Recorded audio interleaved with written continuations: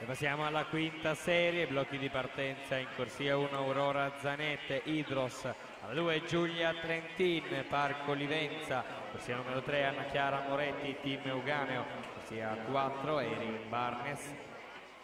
South African Team, corsia numero 5 Kyla Barger, South African Team, corsia 6 Noemi Ortone, Wisdom Nuoto Cordenons, alla 7 Giulia Iemmolo 2001 Team.